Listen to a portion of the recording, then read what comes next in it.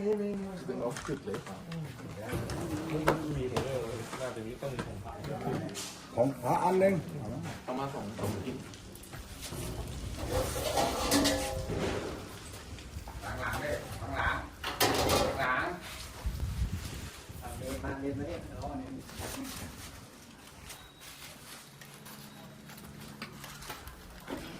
มาให้นี่นะหนึ่งนี่ครับ